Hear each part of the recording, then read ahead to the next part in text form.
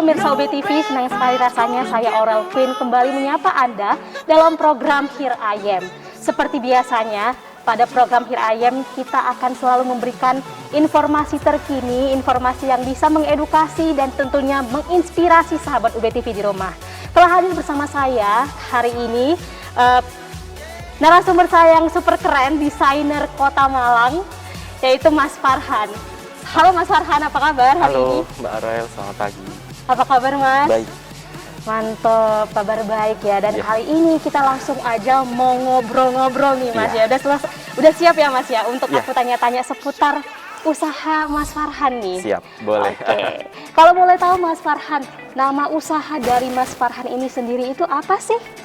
Kalau untuk nama usahanya sendiri itu kita pakai nama sendiri ya, karena ini label. Jadi kita menggunakan namanya Farhan Adava. Jadi nama lengkap saya Farhan Alif Dava, kemudian dirubah menjadi istilahnya untuk label kita menggunakan nama yang lebih komersil lah gitu. Jadi akhirnya dipilih Farhan Adava seperti itu. Baik, kalau boleh tahu Mas Farhan, ini usahanya sudah mulai kapan sih dibentuk atau apakah ada sejarahnya gitu dari usaha ini sendiri? Kalau untuk usahanya sendiri itu saya sudah mulai dari tahun sekitar 2013. Jadi pada saat itu masih SMA mungkin ya, kalau bisa SMA kelas 3 sudah mau lulus. Kemudian SMP menuju SMA gitu. Kemudian akhirnya di SMA itu mulai saya kembangkan pelan-pelan, tapi waktu itu karena kita masih sekolah ya, jadi kita masih membagi waktu antara sekolah dan kegiatan pekerjaan itu masih tidak bisa terlalu intens. Nah, baru kemudian ketika kuliah 2016 itu mulai saya kembangkan lebih intens lagi gitu kan, dan alhamdulillah sampai sekarang masih berjalan seperti itu kurang lebih. Baik, berarti sejak SMP ya Mas? Iya. Apakah punya cerita lucu gitu ya Mas, kenapa sih tiba-tiba mulai dari SMP itu udah ingin desain, suka dengan fashion seperti itu?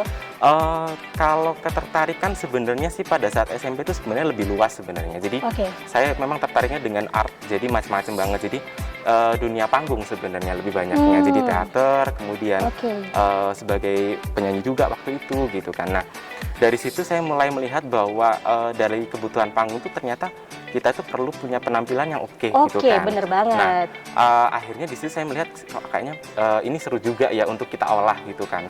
Sampai akhirnya mulai aku coba kembangkan pada saat SMA itu, akhirnya aku sering bikin baju untuk kegiatan-kegiatan di sekolah juga gitu kan. Dan akhirnya juga dari situ mulai juga muncul beberapa klien-klien gitu kan. Dan akhirnya pada saat kuliah akhirnya mengambil jurusan manajemen juga karena aku merasa bahwa ada keterkaitannya, karena kita juga mengembangkan bisnis di bidang fashion ini juga kita perlu manajemen SDM, manajemen keuangan dan lain sebagainya, dan akhirnya mulai kita kembangkan sampai akhirnya berjalan sampai saat ini, kurang lebih sih kayak gitu.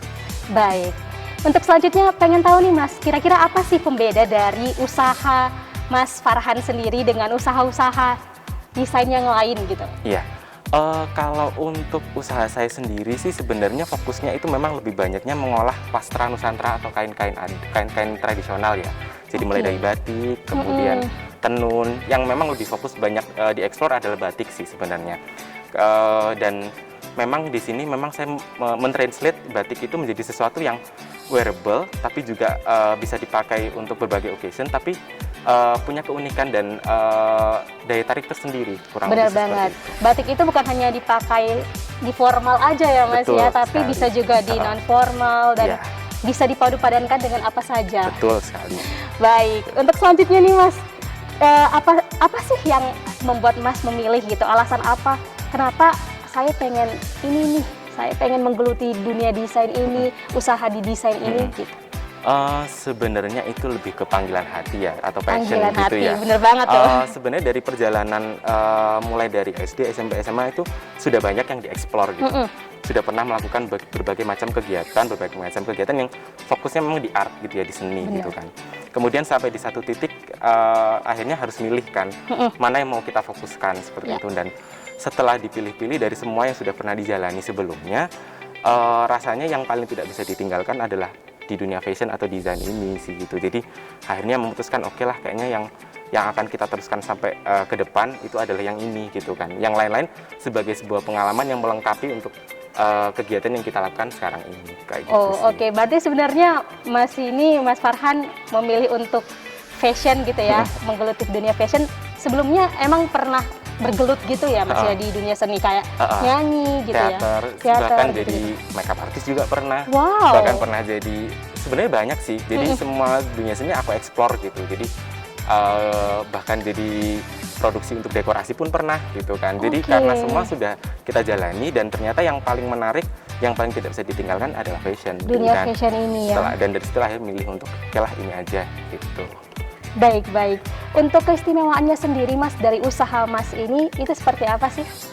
Keistimewaan setiap brand, setiap desainer pasti punya ciri khas masing-masing. Benar ya, banget. gitu.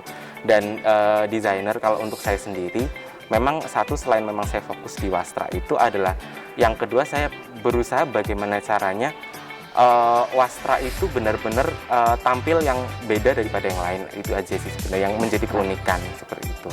Baik, kalau boleh tahu wastra itu apa sih Mas? Wastra itu adalah istilah untuk kain-kain Nusantara. Jadi kain-kain adat seperti batik, kemudian tenun, songket itu kita mengatakan itu sebagai wastra. Wastra itu adalah istilah sastranya adalah bahasanya itu adalah wastra itu kain-kain peninggalan dari leluhur yang kemudian terus berkembang dan masih ada sampai saat ini. Itu adalah seperti batik, tenun, songket, dan beberapa kain-kain adat lainnya yang banyak banget sebenarnya gitu di Indonesia kayak gitu. Wow, sangat menarik sekali ya. Untuk pengen tahu lagi nih Mas, kita ataupun sahabat DBTV di rumah tentunya masih penasaran terkait usaha dari Mas Farhan ini sendiri. Seperti apa keseruan kita selanjutnya, tetap di Here I Am.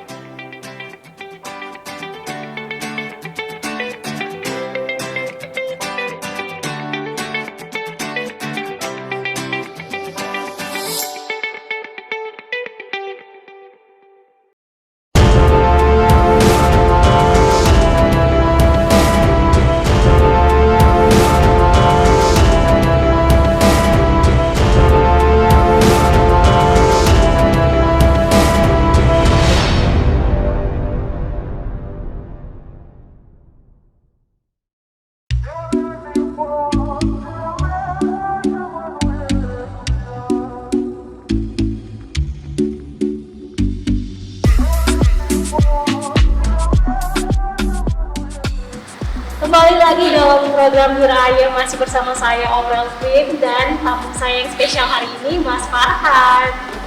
Ya, kalau tadi kita udah ngomongin soal tipis-tipis ya sejarah-sejarah kayak dasar-dasarnya usaha yang Mas jalankan. Nah kali ini aku mau tanya nih Mas, sebelum kita masuk ke pertanyaan selanjutnya yang lebih dalam, aku pengen tahu nih kan, ini sangat senang sekali loh rasanya hari ini aku pakai baju dari Mas Farhan. Nah ini kalau mau tahu ceritain dong Mas, ini bajunya seperti apa, desainnya apa gitu. Yang untuk dipakai hari ini sebenarnya masih dalam salah satu koleksi saya yang di tahun 2019 itu merupakan koleksi kerjasama dengan pemerintah Kota Banyuwangi. Jadi ini adalah yang digunakan adalah batik Banyuwangi atau nama batiknya ada batik Belarang Sempang. Nah, ini juga merupakan salah satu motif yang klasik yang ada di Banyuwangi ya. Nah, untuk desainnya sendiri sebenarnya ini looknya adalah lebih ke arah yang architect. Jadi di sini ada beberapa jahitan-jahitan yang bentuknya itu seperti kimono atau baju-baju atau baju karate, dan ada sabuk yang jadi looknya memang dia lebih boyish, kemudian ada feminin tapi juga sedikit maskulin gitu. Kalau untuk baju yang Mas Farhan pakai nih, bisa cerita juga nggak sih? Kalian penasaran gitu ya? Kalau ini sih sebenarnya baju yang biasa dipakai untuk datang event. Ini batiknya batik dari Solo, dikombinasi sama batik cap juga dari Solo. Motifnya motif-motif Budo gitu sih. Kalau untuk konsep desainnya sih ya yang mungkin formal aja deh gitu. Oke, berarti konteksnya sebenarnya tergantung kebutuhan juga nggak sih Mas kalau bikin bajunya. Kalau misalnya mau ke formal bisa ke formal, non formal juga bisa, tergantung selera nih dari yang minta gitu ya, dari yang mau buat gitu.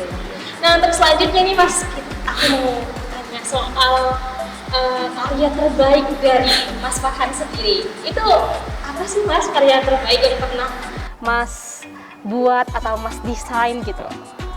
Kalau bicara karya terbaik sih pasti semua karya yang kita buat itu kan namanya kita dalam bekerja itu punya proses gitu ya, dan Iya, semuanya benar. punya kenangan sendiri-sendiri gitu. Bener banget. Salah satu karya yang terbaik juga sebenarnya dibilang terbaik itu kan kadang-kadang kita juga tidak bisa konteksnya menurut kita ya. Iya, Cuman benar. itu salah satu karya yang menurut saya cukup unik juga karena ini adalah salah satu koleksi juga yang dipakai sama Aurel hari ini, Oke. yaitu koleksi yang pada saat tahun 2019 itu. Jadi kita kan tahu sendiri di 2020 awal kan kita mengalami Pandemi ya, benar. Nah, pada saat itu di 2019 akhir di bulan Desember saya show dengan salah satu kerjasamanya adalah dengan pemerintah Banyuwangi ini gitu kan, dan model-model pada saat itu dari beberapa model yang show dengan saya memakaikan aksesoris pada saat itu tuh adalah aksesorisnya itu bekerja sama dengan desainer aksesoris juga dari Malang, dan saya membuat desainnya itu adalah masker seperti itu. Oke. Dan yang agak unik adalah saya buat itu adalah pada saat berita pandemi itu masih belum muncul gitu.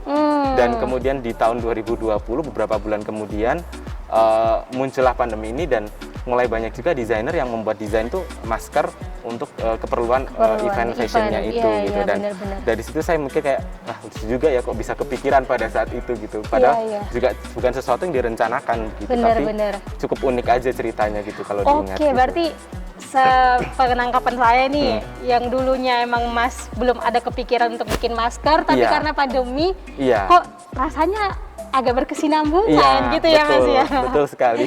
Oke, Iya. oke. Tapi apakah sampai sekarang masih produksi masker itu atau Kalau gimana Mas? untuk saat ini sih mungkin karena kita lebih, kalau produksi masker hanya untuk by order aja ya. Oke, by order, Jadi tidak oke. dikerjakan untuk massal, dijual secara massal seperti itu, karena kan memang prioritas utama memang kan masker lebih banyak ke masker medis ya begitu. Kalau untuk saat ini masker yang dari bahan kain kan hanya sebagai tambahan pelapis saja gitu. Jadi saya kerjakan hanya berdasarkan order aja sih, kurang lebih seperti itu.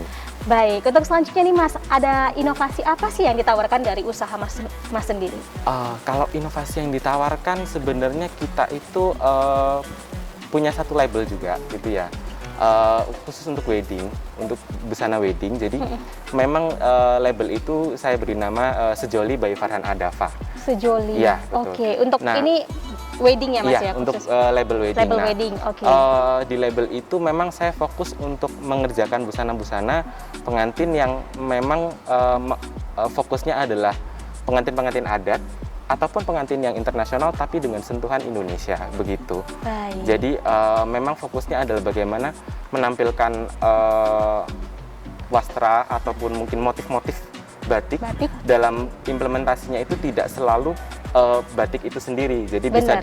bisa diimplementasikan dalam bentuk bordir, mungkin Oke. sulam gitu, dan itu digunakan untuk keperluan busana-busana pernikahan klien-klien yang saya kerjakan, kurang lebih seperti itu. Wow, menarik sekali dan unik ya Mas ya. Iya. Karena kan belum tentu ya orang-orang yang pada mau nikah itu biasanya hanya tok kebaya gitu Nah, ya betul. fullnya. Ini Iya. ada inovasi yang Iya. Mas tawarkan ya. Betul, betul. Oh, menarik sekali. Jadi Iya. jadi mau ya, tapi belum menikah ya. Tunggu dulu deh. Mungkin nanti 4 tahun, 5 tahun lagi ya kan bisa Boleh, didesain langsung bajunya oleh Mas Farhan. Siap. Oke, untuk selanjutnya nih Mas, menurut pandangan Mas Farhan sendiri selaku desainer muda ya di Iya. Kota Malang, bagaimana sih perkembangan dunia fashion saat ini, dan kira-kira bagaimana sih buat mungkin ada saran untuk anak muda bisa menarik diri mereka untuk mau juga berkembang di dunia fashion gitu. Kalau untuk perkembangan fashion saat ini sih sekarang perkembangan fashion semakin pesat ya. Iya, Dilihat benar. dari jumlah desainer yang bisa dibilang bukan hanya desainer mungkin ya, label, lokal Benar, brand itu benar. muncul mungkin setiap bulan muncul 1 atau 2 yang baru di berbagai kota gitu kan. Iya. Nah, ya bisa dilihat bahwa itu menjadi satu tolak ukur juga yang bisa kita pakai untuk melihat bahwa sekarang itu fashion itu sudah semakin luas gitu ya. Jadi Benar. tidak hanya semua gender, jadi baik cowok maupun cewek juga semua mereka sudah memikirkan fashion gitu kan, sehingga perkembangannya sekarang juga semakin pesat seperti itu.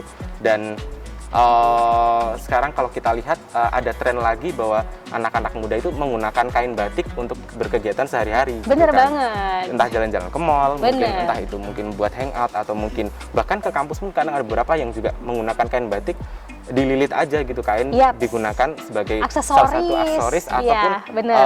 item fashion pendukung mereka dalam kegiatan sehari-hari gitu. Dan itu bisa menjadi apa ya, satu tren yang menurut aku juga bagus gitu ya kan, karena artinya di sini anak muda sudah mulai merasa bahwa oh mereka punya satu kekayaan budaya yang mereka perlu kembangkan, mereka perlu pakai untuk mereka kenalkan ke banyak masyarakat yang lebih luas bener lagi banget. gitu kan. Dan didukung juga sekarang informasi juga semakin mudah didapatkan bahwa motif batik itu sebenarnya filosofinya apa aja sih gitu. Ini motif batik dari mana, kemudian filosofinya apa, prosesnya seperti apa, dan itu sekarang anak muda sudah mulai melek akan hal dan itu. itu sesuatu fenomena yang luar biasa sekali gitu. Dan kalau untuk saran untuk teman-teman yang mungkin ingin berkembang di industri fashion, yang paling pertama, yang paling penting adalah teman-teman harus tahu dulu fokusnya mau kemana gitu, karena fashion tuh luas sekali kan. Ada custom made, ada ready to wear, kemudian ada busana-busana yang hanya untuk occasion khusus aja. Jadi mungkin busana-busana yang karnaval gitu. Nah itu semua harus semua punya segmennya masing-masing. Dan teman-teman yang mau bekerja atau berbisnis di bidang fashion harus tahu dulu mau ke arah Arahnya mana. kemana. Betul. Jadi sebelum memulai itu sudah tahu dulu apa yang mau mereka buat, dan kekuatan dari apa yang mau mereka buat itu sebenarnya apa sih yang bisa membuat market itu tertarik dengan produk yang mereka buat, kurang lebih kayak gitu. Baik, asik banget tuh sarannya ya kan. Itu masih satu sarannya, nanti kita kulik-kulik lagi sarannya di segmen selanjutnya. Tetap di Here I Am.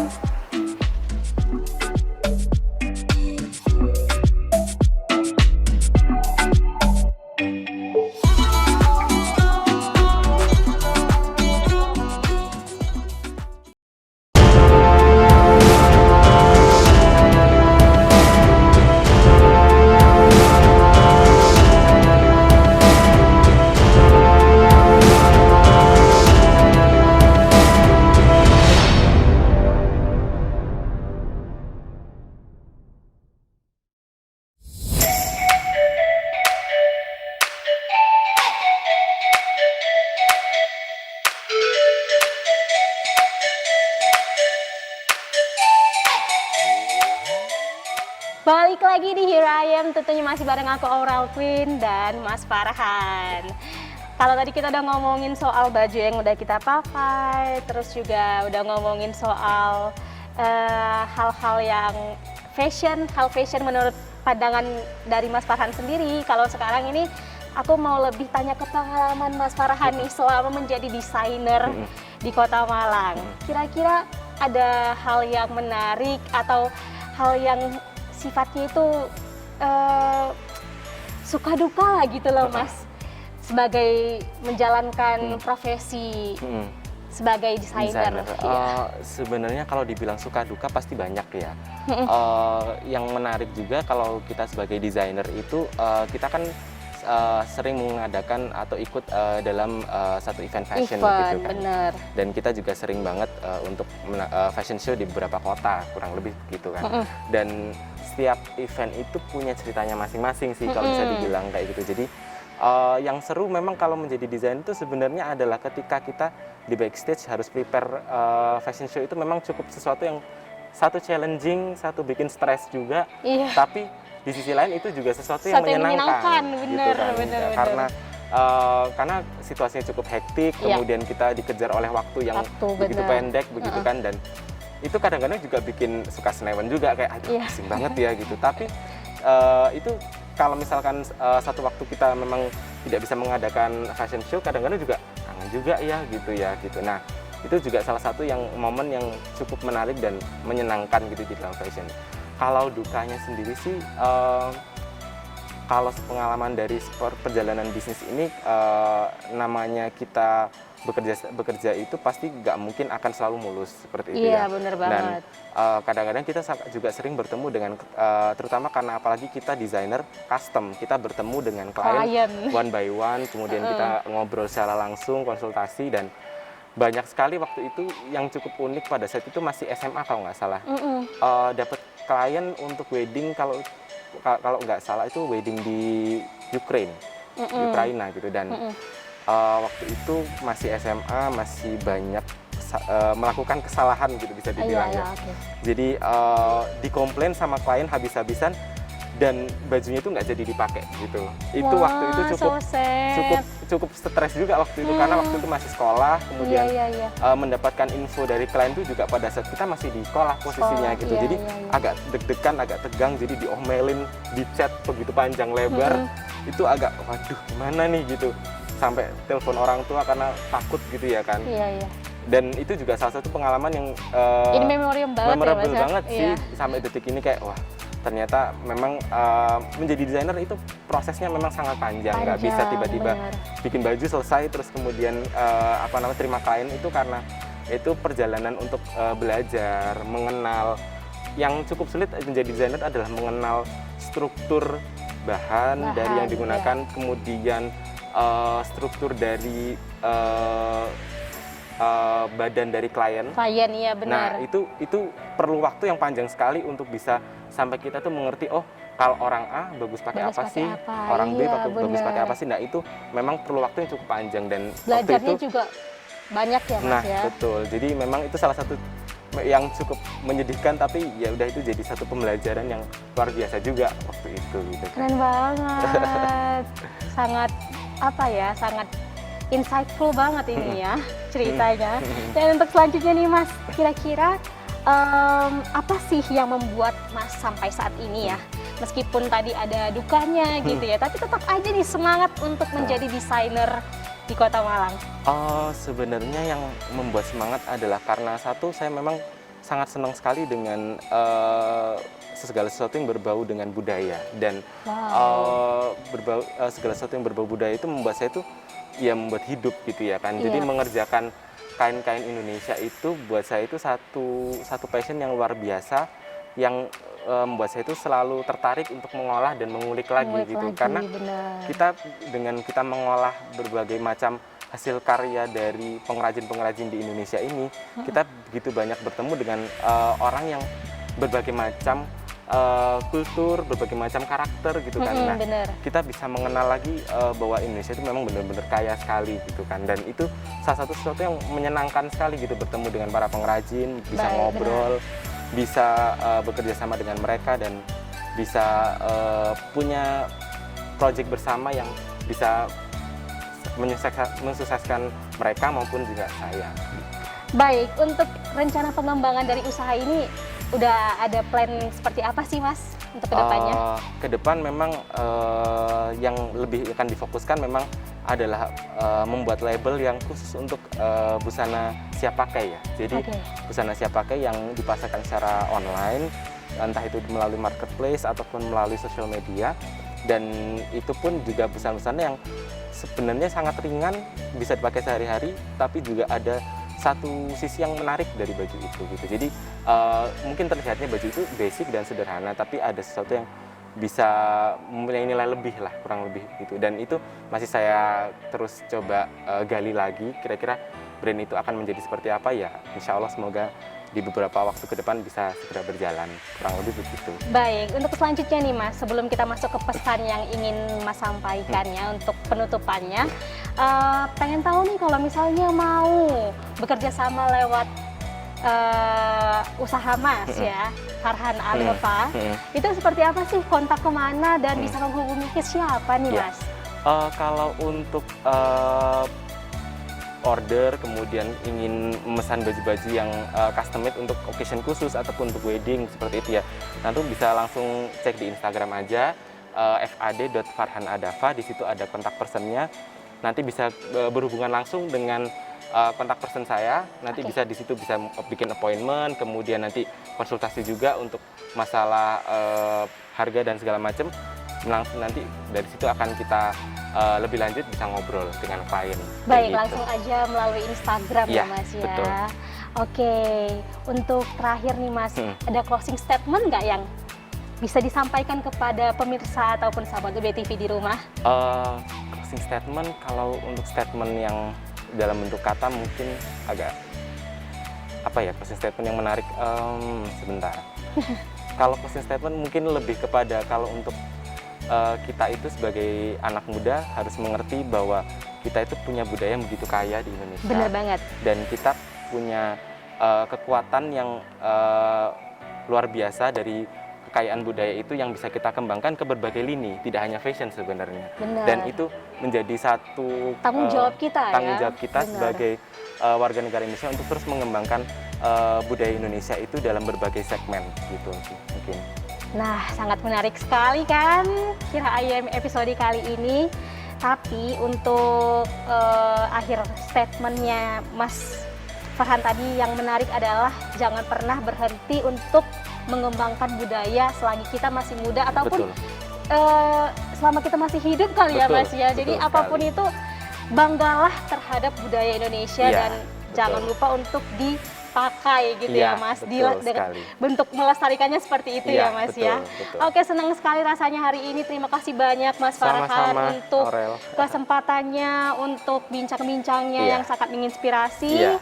Kiranya tetap sehat. Kiranya usahanya juga semakin lancar. Terima kasih, amin, amin. Baiklah, aku Aurel Queen pamit undur diri. Jangan lupa terus saksikan Here I Am di UB TV, aktif dan kreatif. Bye-bye.